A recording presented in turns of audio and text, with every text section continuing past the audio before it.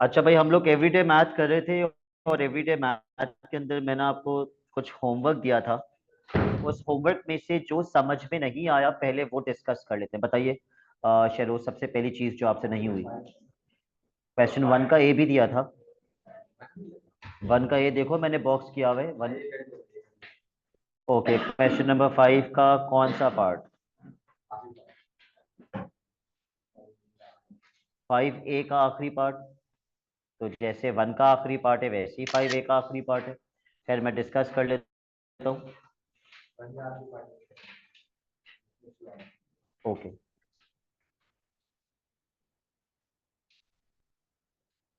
Question number five is on currency conversion.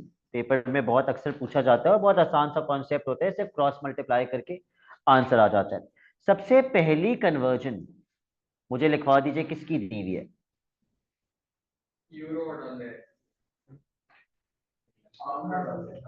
Pounds and dollars. कितना pounds कितने dollars के बराबर है? Yes, one pound is equal to 1.87 dollars. दूसरी conversion आपको दी हुई है पाउंड्स और यूरोस की। कितना पाउंड्स कितने यूरोस के बराबर है? वन पाउंड बराबर है 1.21 यूरोस के। ठीक है। Part one, Catherine changes 500 pound into dollars. यानी कि मुझे पाउंड से किस में जाना है? डॉलर्स में जाना है। तो मैं पाउंड के नीचे लिख रहा हूँ 500 और डॉलर्स के नीचे एक्स। क्रॉस मल्टीप्लाई करके ये कितने डॉलर्स आ रहे हैं?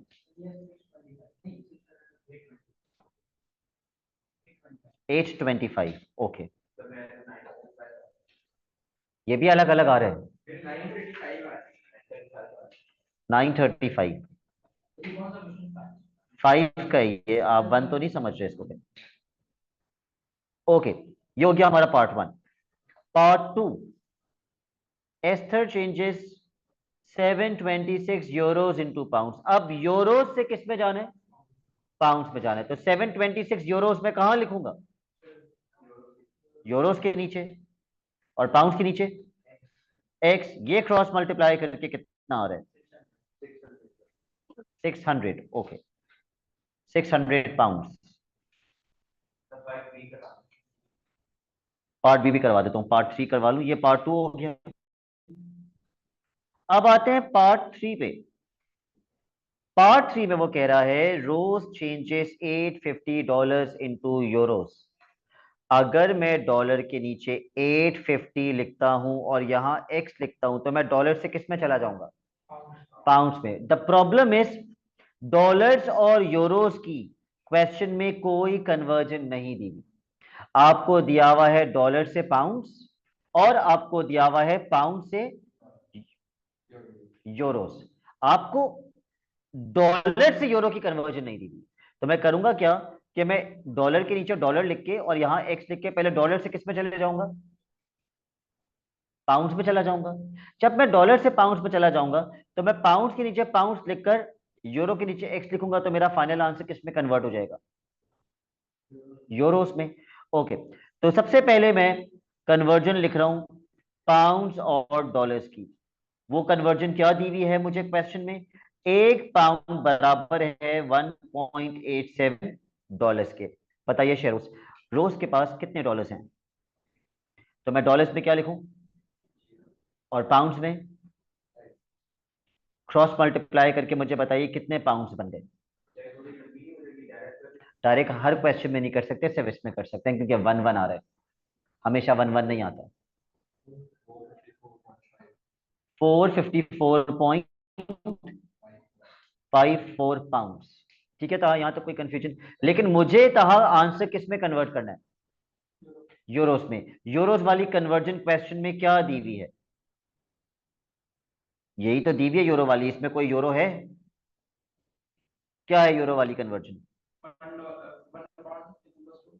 1 pound is equal to 1.21 euros. अब ये जो मैंने पाउंड्स निकाले हैं इनको कहां लिखूंगा?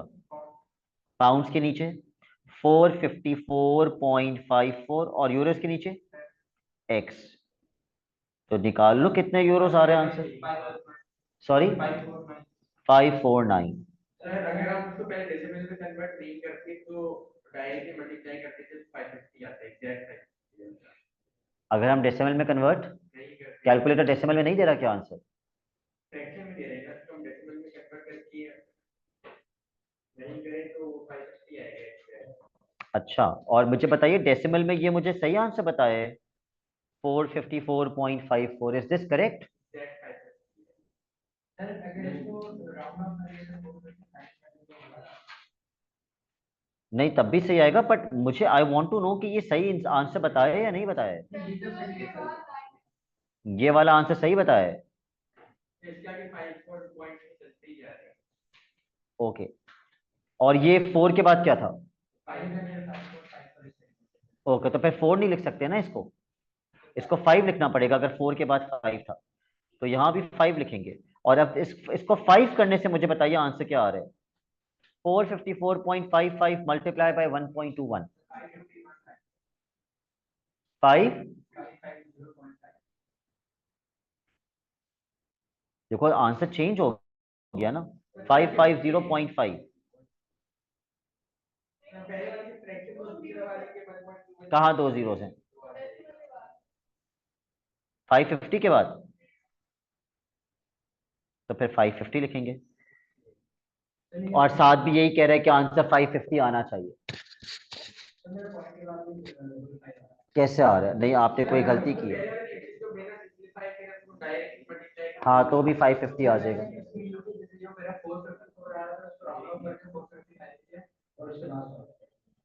नहीं, असल में आपका फाइनल आंसर 3 सिग्निफिकेंट फिगर्स में होना चाहिए।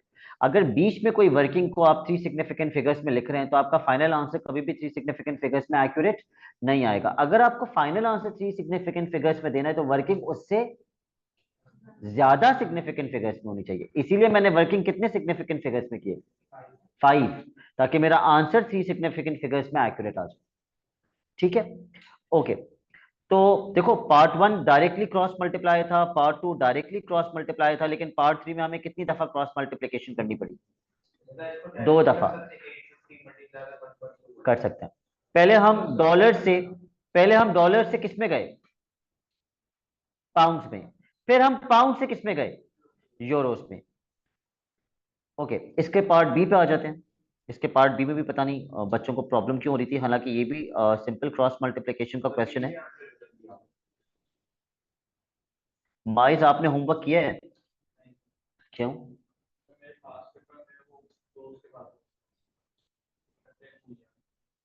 Matthew changes $770 into rupees. He receives 40,000 rupees. इन्होंने मुझे वर्ड प्रॉब्लम में कन्वर्जन खुद ही बता दी। क्या बता दिया? कि $770 कितने रुपीस के बराबर है? तो मैं 2 हेडिंग्स किसकी बनाऊंगा, एक डॉलर्स की और एक रुपीस की। $770 बराबर हैं 40,000 रुपीस के। How many rupees did he receive for each dollar? Nafe each dollar का मतलब क्या है? $1। तो मैं डॉलर में क्या लिखूंगा? 1, और रुपीस में एक्स। तो $1 कितने रुपीस के बराबर होगा ये मिल जाएगा। कितना आंसर आएगा क्रॉस मल्टीप्लाई करके?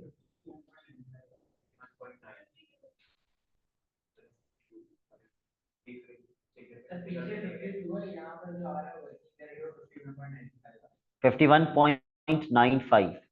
अच्छा, अब मुझे बताइए अगर मैं आंसर 3 सिग्निफिकेंट फिगर्स में लिखता हूँ।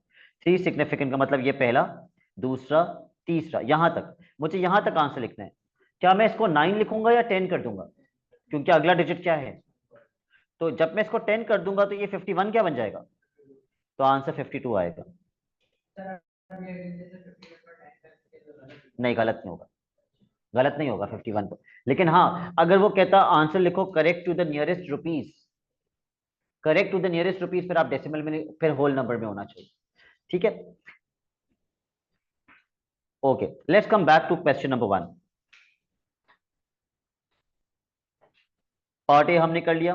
We will start today's class with part B. Part A मतलब मैंने होमवर्क में दिया था आपको, आई होप आपसे हो गया होगा।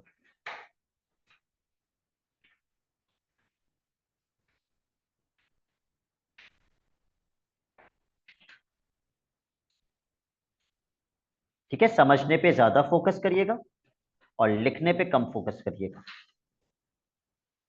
पढ़ लीजिए क्वेश्चन।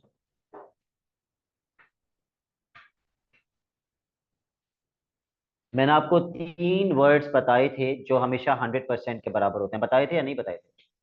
ओरिजिनल प्राइस और कॉस्ट प्राइस और ओरिजिनल प्राइस, कॉस्ट प्राइस और मार्क्ड प्राइस। ये लिख लीजिए अपने पास, मुझे याद नहीं आ रहा कि मैंने आप लोगों को लिखवाया था या नहीं। Cost price, original price and marked price, ये सब 100% के बराबर होता है। ये तीनों वर्ड्स का मतलब होता है 100%।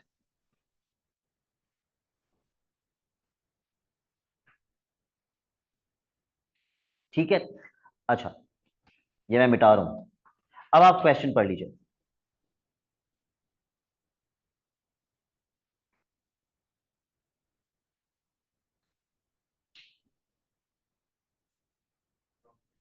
एक टेलीविजन है जिसकी कॉस्ट प्राइस कितनी है? 15,000। तो 15,000 के सामने कितना परसेंट आना चाहिए? 100%। फिर किया हुआ ये, it was sold to a wholesaler at a profit of 8% of the cost. Manufacturer ने वो टीवी बेचा होलसेलर को और कितना मुनाफा कमाया? 8% का उसने प्रॉफिट कमाया। यमुना, अगर उसने 8% का प्रॉफिट कमाया तो उसको टोटल परसेंटेज कितनी मिली? 8% ज्यादा मिला या नहीं? तो उसको टोटल परसेंटेज कितनी मिली? टोटल परसेंटेज तो 100 होती है। अगर 8% प्रॉफिट में वो बेच रहे हैं तो उसको परसेंटेज कितनी मिल रही है?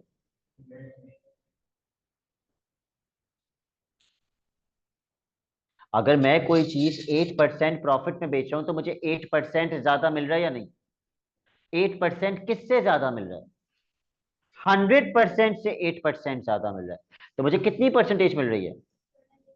108% मिल रहा है। अच्छा, calculate the price the wholesaler paid for the television. उसने उसने कितने पैसे दिए? 2 हेडिंग्स बनाइए, एक अमाउंट की और एक परसेंटेज की। एक्चुअल अमाउंट टेलीविजन की, एक्चुअल कॉस्ट कितनी थी? 15,000।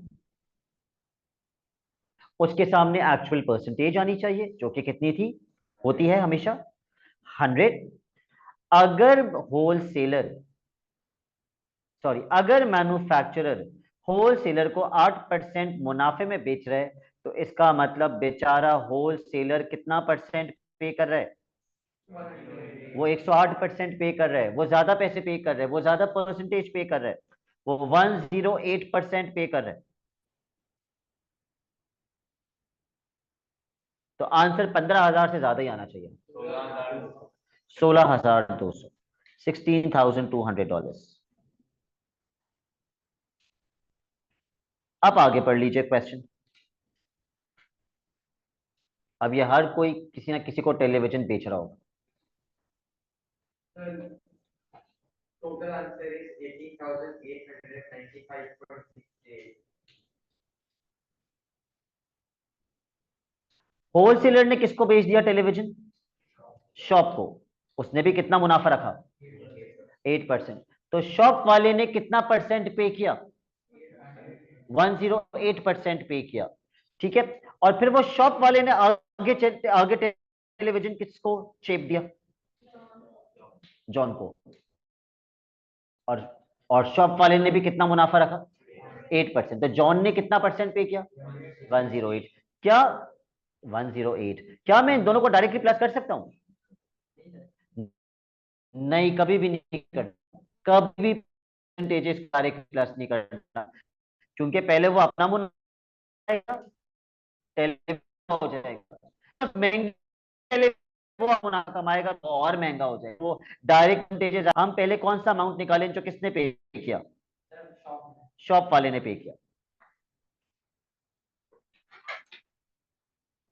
इस वक्त टेलीविजन किसके पास है? अभी अभी फिलहाल होलसेलर के पास है। और होलसेलर के पास, होलसेलर वाले ने कितने का टेलीविजन खरीदा था? तो मैं किसके सामने 100% लिखूं? अब 16,200 के सामने 100% आएगा। क्यों? 16,200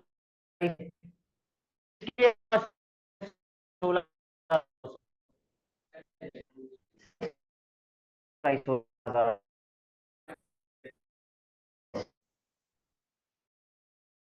अब 108 लिखेंगे क्योंकि शॉले ने 8% ज्यादा में खरीदा था, तो शॉप ने पैसों में खरीदा। 16,200 से ज्यादा आना चाहिए आंसर।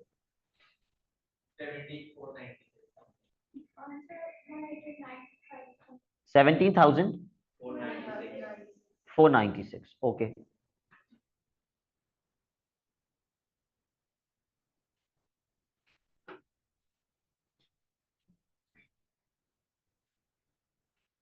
ये तो आ गया, आपने शॉप वाले ने इतने का खरीदा था। अब शॉप वाला टेलीविजन किसको बेच देगा? जॉन को बेच देगा। Make two headings and do the cross multiplication. बताइए ना, फिर किस अमाउंट के सामने 100% आएगा? 17,496। और 100 के नीचे? तो हमें पता चल जाएगा जॉन ने कितने का खरीदा। निकालिए। 18,895.7।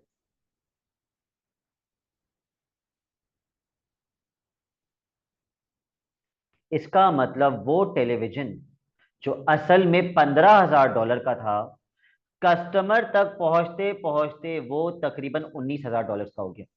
कहने में तो सिर्फ $4,000 बढ़े, लेकिन $4,000 एक बहुत बड़ी रकम होती है। ठीक है, बाहर के मुल्कों में $4,000 तो लोगों की सैलरी होती है पूरी। तो वो वहां से लेकर वहां तक बढ़ते बढ़ते इतना ज्यादा, और इसीलिए लोग क्या प्रेफर करते हैं कि डायरेक्टली फैक्ट्री से जाके खरीद लें तो उनको सस्ता पड़ता है, या डायरेक्टली होलसेल मार्केट से जाके खरीद लें तो उनको सस्ती पड़ती है चीज। तो जॉन ने $18,895 का टेलीविजन खरीदा। Now let's come to the next part of the question.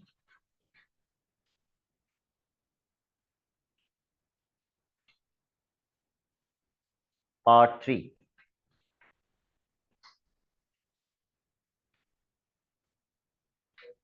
Calculate the percentage increase in the cost of the television from its manufacture till John owns it। यानी कि कितना इंक्रीज हुआ उसकी परसेंटेज निकालो। ये भी हम क्रॉस मल्टीप्लिकेशन से निकालेंगे। Amount and percentage from the manufacture. तो मैन्युफैक्चर वाले को कितने का पड़ा था टेलीविजन? बताइए माइस, 15,000 के सामने क्या परसेंटेज आएगी? 100। मुझे निकालनी है परसेंटेज इंक्रीज। अब मैं क्या करूंगा आगे? परसेंटेज तो मुझे निकालनी है, मैंने परसेंटेज में एक्स लिख दिया। अमाउंट में मैं क्या लिखूं?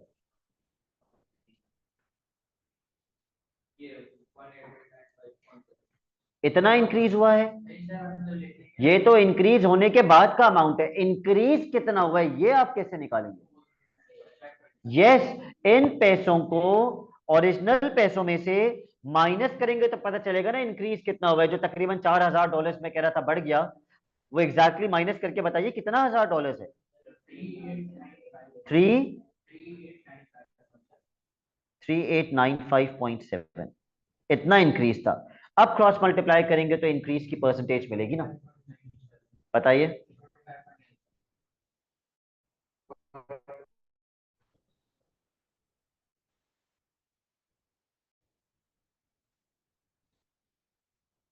25.97, तो 26% लिख देते हैं। 3 सिग्निफिकेंट में तो 26 ही बनेगा ये।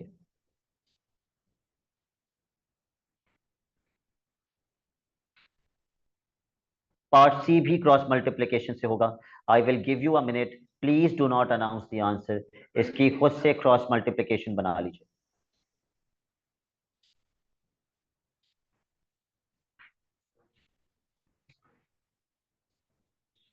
कौन सा पिछला वाला?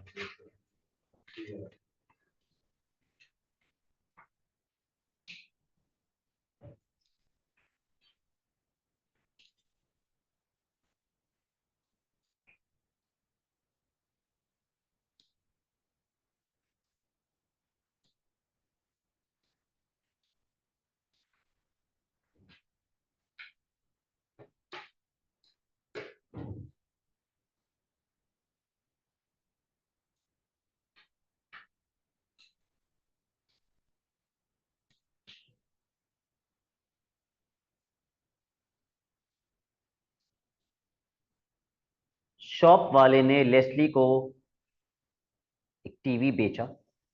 कितने का टीवी बेचा? 46,480।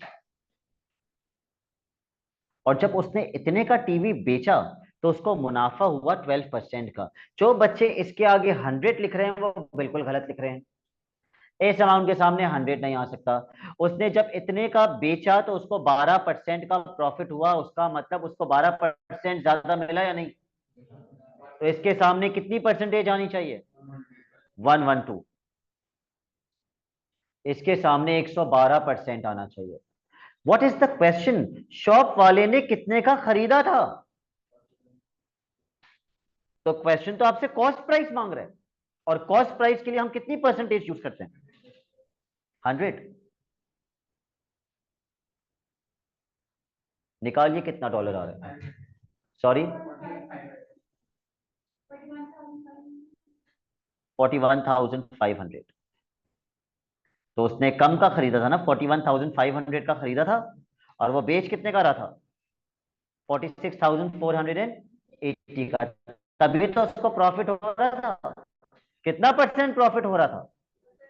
12% प्रॉफिट हो रहा था। Question number 2।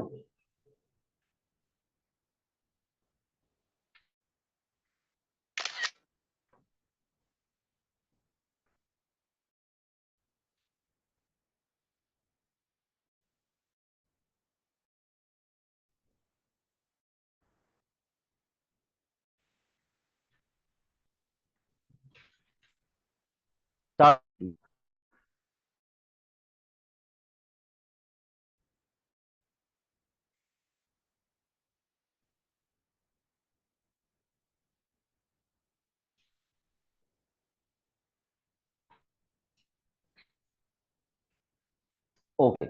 In 2005, cost of posting a letter was 28 cents. एक letter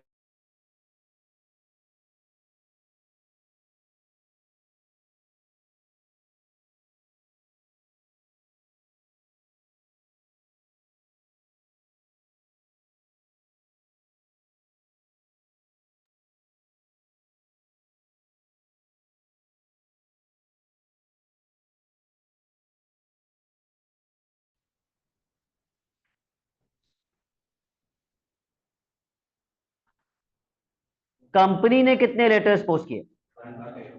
1200 लेटर्स। एक लेटर की कॉस्ट कितनी थी? 28 सेंट्स। तो जब उसने 1200 लेटर्स भेजे होंगे तो उसको कितने पैसों के पड़े होंगे? कॉस्ट ऑफ 1200 लेटर्स मल्टीप्लाई करो। 28 कितने? 30,600। इसको डॉलर्स में कन्वर्ट तो आपके लिए समझना आसान हो जाए। एक डॉलर में सेंट्स हो? 100 सेंट का वर्ड ही। एक डॉलर में 100 सेंट्स हो, डिवाइड बाय 100 कर दो। $336 के उसको 1200 लेटर्स पड़े होंगे। लेकिन कंपनी को डिस्काउंट मिल गया। कितना परसेंट डिस्काउंट मिल गया? 4% डिस्काउंट। हमें कैलकुलेट क्या करना है? डिस्काउंट। दो हेडिंग्स बनाइए और क्रॉस मल्टीप्लाई कर दीजिए। Amount, percentage. जी, यस। एक्चुअल कॉस्ट $1200 की कितनी है? एक्चुअल कॉस्ट कितनी है? $336। उसके सामने कितना परसेंट? 100। अब देखो मसला क्या है, कंपनी को कितना परसेंट डिस्काउंट मिला है? 4% का डिस्काउंट मिला है, तो कंपनी कितना परसेंट पे करेगी? 4% कम पे करेगी, 96। मुझे ये नहीं निकालना कंपनी कितना पे करेगी। I don't have to find this. मुझे फाइंड क्या करना है? डिस्काउंट कितना मिला है, डिस्काउंट की परसेंटेज क्या है? 4% डिस्काउंट मिला है, एक्स लिखो, पता चल जाएगा कितना डिस्काउंट मिला है।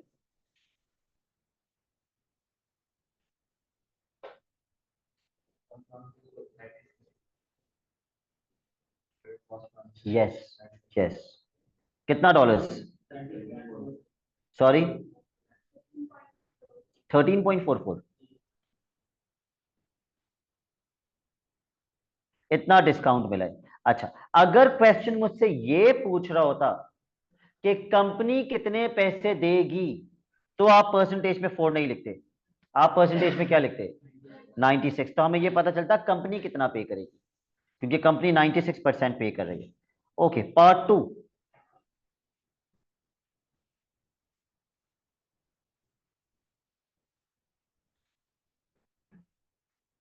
उससे निकालिए परसेंटेज इंक्रीज। अभी पिछले क्वेश्चन में ही हमने परसेंटेज इंक्रीज किया है, तो इसमें आप खुद से कर लीजिए।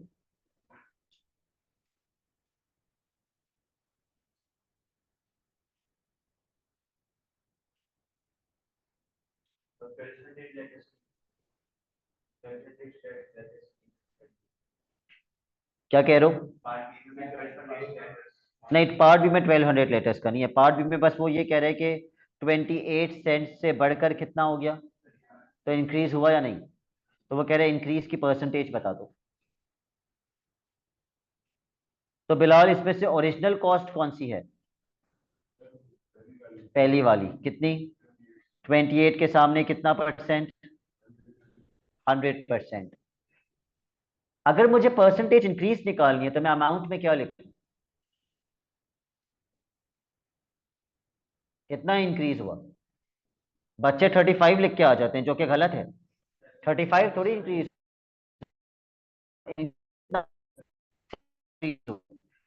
तो अमाउंट में 7 आएगा, परसेंटेज में एक्स।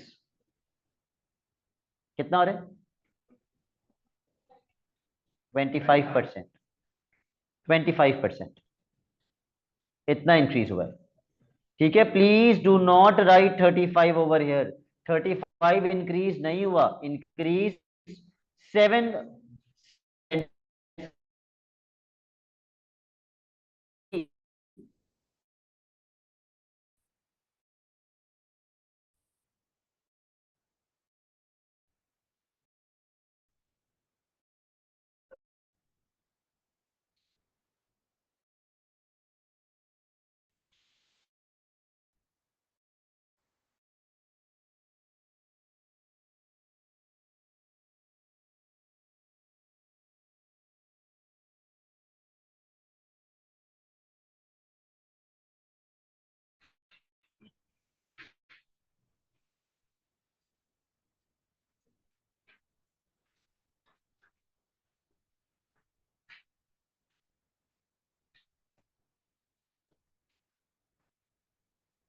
कंपनी ने कितने लेटर्स पोस्ट किए, और एक लेटर कितने का था? निकालिए 1200 लेटर्स की कॉस्ट कितनी बननी चाहिए थी।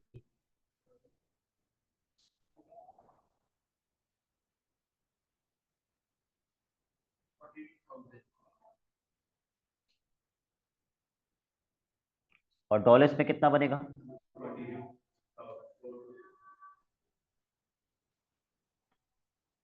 420 डॉलर्स।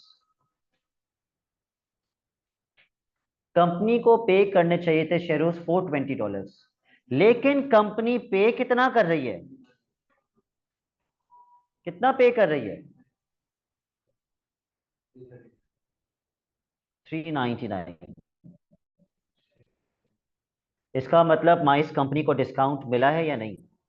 कितना डिस्काउंट मिला? कितना डिस्काउंट मिला है? माइनस करके बताओ कितना डिस्काउंट मिला है। 21 डॉलर्स का डिस्काउंट मिला है। What are we finding? निकालो क्रॉस मल्टीप्लाई करके परसेंटेज डिस्काउंट।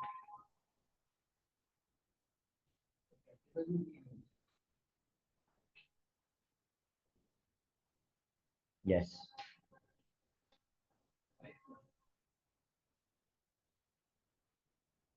नाफे किसके सामने 100% आएगा? यस, एक्चुअल कॉस्ट 420 है जो कंपनी को देने चाहिए थे, उसके सामने 100%। क्वेश्चन आपसे डिस्काउंट की परसेंटेज, मैं एक्स लिखूंगा, उनके डिस्काउंट कितना है?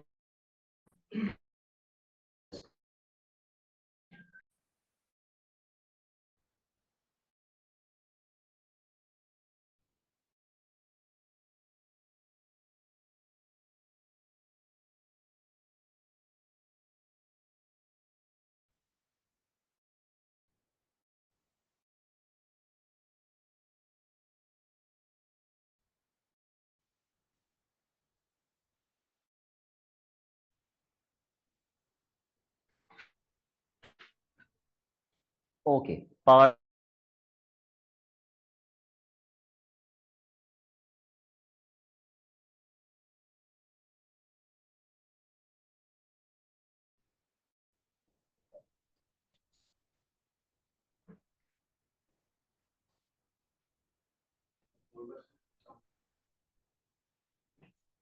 डिस्काउंट तो मांगा ही उसने, पिछले पार्ट की बात कर रहा हूँ।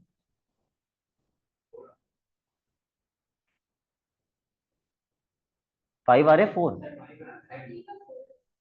अच्छा, डी का 4 बता रहे हैं, ठीक है। ठीक है, I will wait for others to read this question properly and do the cross multiplication.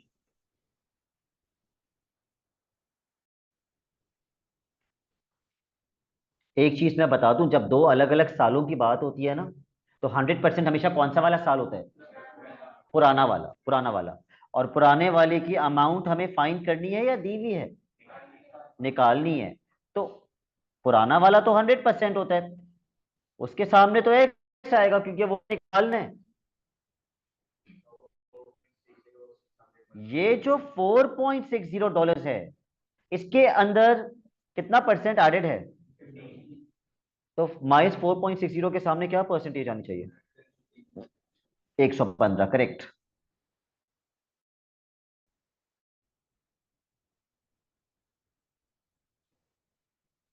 कितना अमाउंट आ रहा है? $4 होगा, क्योंकि सब कुछ डॉलर्स में ही तो है।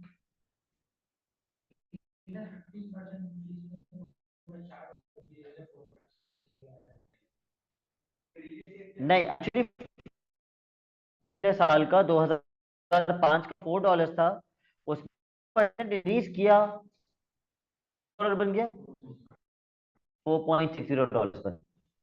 What is your question? ठीक है, नंबर 3 अभी हम नहीं, हम करेंगे question.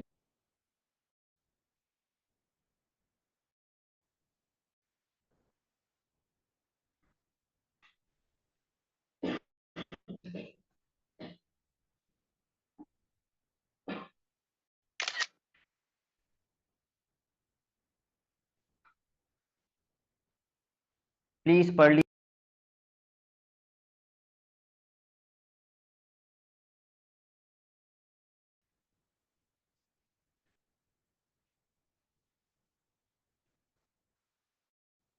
During a 20-week period in 2007, a bank made a profit of $378 million. 1 million कितने जीरो हैं? 6, डू यू अग्री? 6 होता, 6 है। 1 मिलियन में 6 जीरोस होते हैं, ठीक है। इतना प्रॉफिट उस कंपनी ने कितने अरसे में बनाया? 20 वीक्स में उसको इतना प्रॉफिट हुआ। Calculate the profit it made each second. 1 second में कितना प्रॉफिट हुआ? अगर 20 हफ्तों में इतना प्रॉफिट हुआ, तो 1 हफ्ते 1 सेकंड में कितना प्रॉफिट होगा? ये भी क्रॉस मल्टीप्लिकेशन से निकालेंगे। अब प्रॉब्लम क्या है कि वीक्स को किस में कन्वर्ट करना पड़ेगा, क्योंकि ऊपर नीचे टाइम या तो वीक्स में हो या आवर्स में हो या मंथ्स में हो या सेकंड्स में हो, सेम होना चाहिए। Time and profit. अब 20 वीक्स को मैं सेकंड्स में कैसे कन्वर्ट करूं? ओके, एक वीक में कितने डेज होते हैं? 7। तो 20 वीक्स में कितने डेज होंगे? 20 मल्टीप्लाई बाय 7, इतने डेज होंगे। एक दिन में कितने घंटे होते हैं? 24, तो मल्टीप्लाई बाय 24, तो मैं आवर्स में चला गया। एक घंटे में कितने मिनट्स होते हैं? मल्टीप्लाई बाय 60, तो मैं मिनट्स में चला गया। एक मिनट में कितने सेकंड्स होते हैं? 60, तो मल्टीप्लाई बाय 60 में सेकंड्स में चला गया। तो इस तरह आपने सीखा कि वीक से सेकंड्स तक की कहानी किस तरह, वीक से सेकंड्स तक का सफर किस तरह तय किया जाता है। ओके, मैं दोबारा बता रहा हूं। सबसे पहले हम वीक से किस में जाएंगे? डेज में। एक वीक में 7 डेज होते हैं, इसलिए मल्टीप्लाई बाय 7। फिर हम डेज से किस में जाएंगे? आवर्स में। एक दिन में कितने आवर्स होते हैं? 24।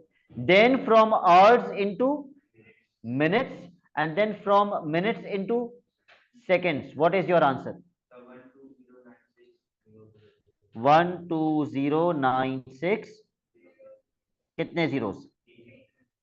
इतने सेकंड्स में, इतने सेकंड्स में कितना कुछ गलत है? इतने सेकंड्स में कितना प्रॉफिट हुआ था? 378 1 2 3 4 5 6, 1 मिलियन में 6 जीरोस होते हैं. जोना, what are we finding?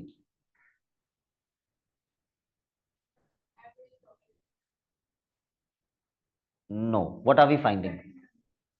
The profit the company made in one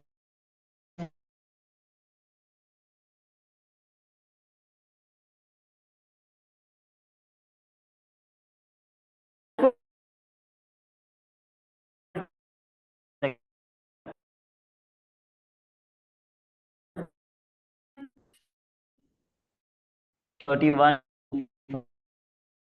maybe.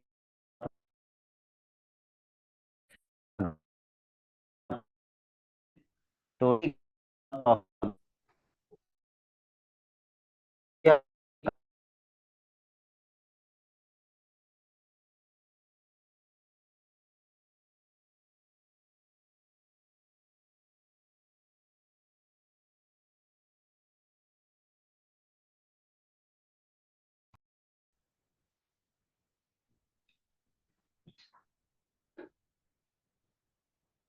during the same 20-week period in 2008, the profit was $945 million.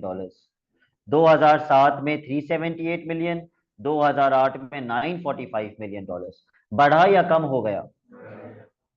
Calculate the percentage increase. अब ये तीसरा सवाल आ गया परसेंटेज इंक्रीज का. करिए खुद से. 250 इसको सेकंड्स में भी कैलकुलेट नहीं, इसमें कोई सेकंड्स वगैरह नहीं करना.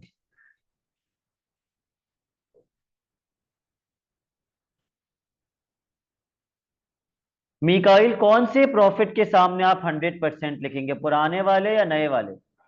वो कितना था? 378 मिलियन.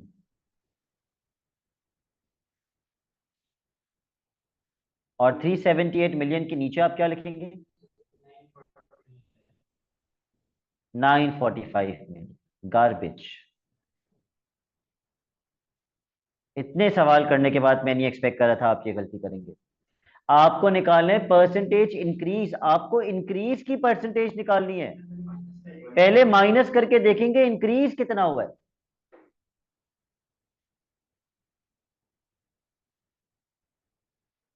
$945 minus 378, 567 million.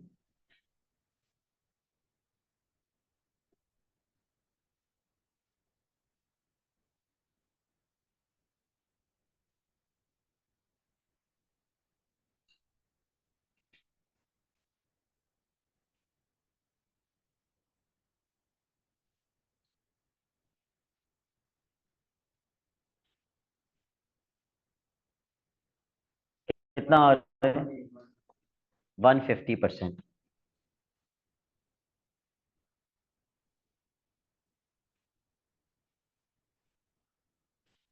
ठीक है, 150%.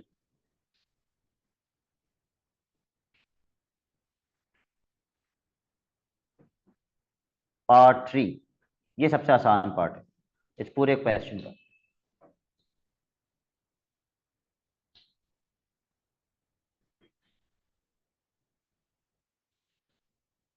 Find the ratio of 5 million. Ratio का मतलब क्या करना होता है?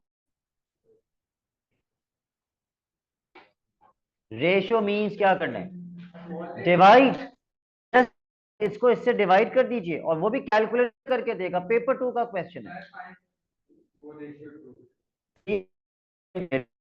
2 सारे 45 मिलियन.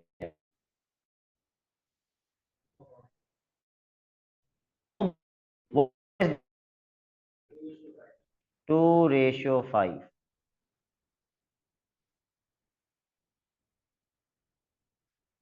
रेशो का मतलब डिवाइड करना होता है।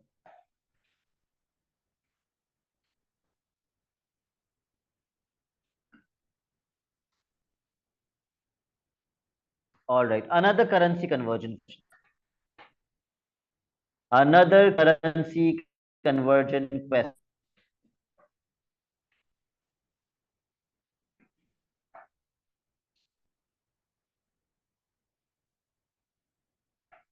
क्या कन्वर्जन दी हुई है? किस करेंसी की कन्वर्जन है? डॉलर्स की और यूरोस की। कितना डॉलर कितने यूरोस के बराबर है? $1 बराबर है 0.6 यूरोस की। मैरी के पास कितने यूरोस थे? 480 यूरोस। उसने 480 यूरोस को किस में कन्वर्ट किया? डॉलर्स में कन्वर्ट कर लिया। बताओ उसको कितने डॉलर्स मिलेंगे?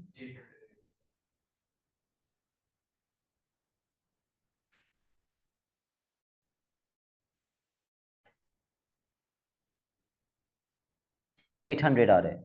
Let's confirm. उसको $800 मिलने चाहिए थे, लेकिन क्वेश्चन क्या बोल रहा है? कौन खा गया 2% उन पैसों का? बैंक खा गया। अब मसला ये है कि 2% यूरोज वाले अमाउंट का बैंक खा गया या 2% डॉलर्स में कन्वर्ट करने के बाद बैंक खा गया? पहले खाया या बाद में खाया? 2% of the amount that had been changed. तो इस अमाउंट का 2% बैंक ने खा लिया। तो मैरी को $800 से कम मिले होंगे या ज्यादा? कम मिले होंगे। क्वेश्चन आपसे क्या पूछ रहा है कि मैरी को कितने पैसे मिले होंगे या बैंक ने कितने खा लिए? बैंक ने कितने खाए? बैंक ने 2% खाया। क्रॉस मल्टीप्लाई कीजिए। यस, ये भी क्रॉस मल्टीप्लिकेशन से निकाल लीजिए।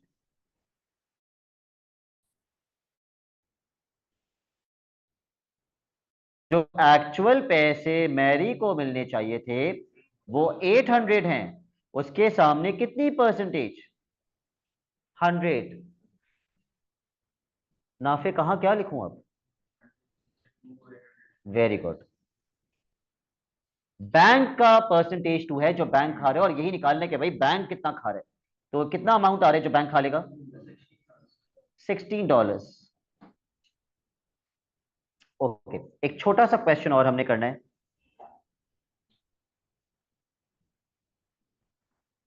सिंपल इंटरेस्ट, क्योंकि हम पढ़ चुके हैं पार्ट सी।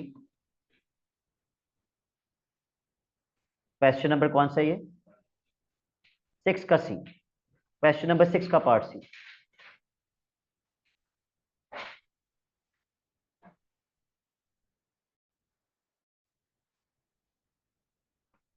पढ़ के समझोगे नहीं तो नहीं कर पाओगे।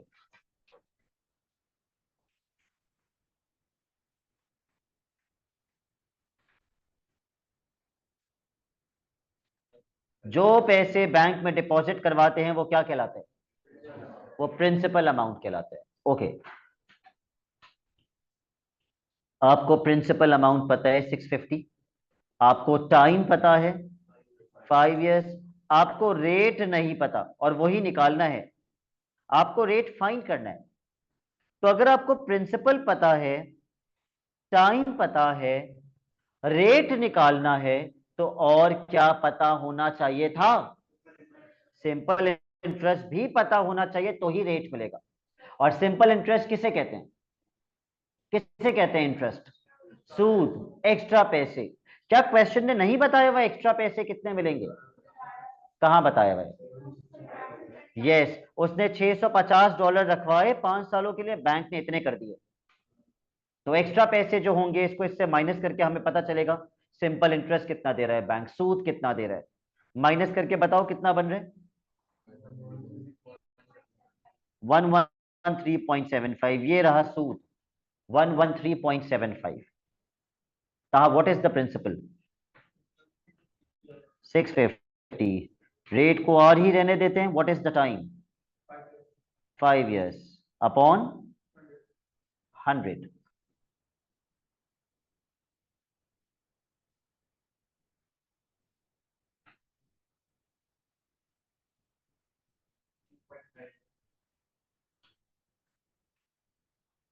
सबसे पहले आप 100 को वहां ले जाके मल्टीप्लाई कर दीजिए. Cross multiply 100 on the other side. तो 113.75 मल्टीप्लाई बाय 100, 2 डेसिमल आगे चले जाएंगे तो हो जाएगा 11375. और ये 650 मल्टीप्लाई बाय 5 वहां जाके डिवाइड हो जाएगा.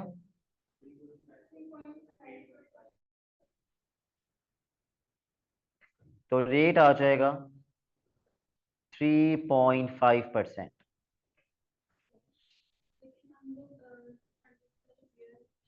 वो भी कर सकते हैं. 0 से 0 कैंसिल करने के बाद आप 10 मल्टीप्लाई कर सकती हैं वहां पे. हाँ वो भी कर सकते हैं. 5 1 5 2 फिर 2 वहां मल्टीप्लाई हो जाएगा. ठीक है, तो इसको हम अगली क्लास में कंटिन्यू करेंगे. No homework.